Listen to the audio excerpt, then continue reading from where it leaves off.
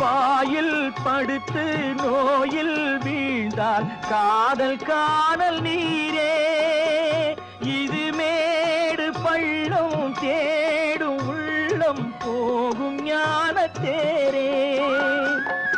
இல்லறம் கேட்டால் துறவறம் பேசும் இதயமே மாறிவிடு. நான் வாழ்ந்து பார்த்து சாய்ந்த தென்னை உன்னை நீ மாற்றிவிடு. இது கால தேவனின் கலக்கம், இதை காதல் என்பது பழக்கம்.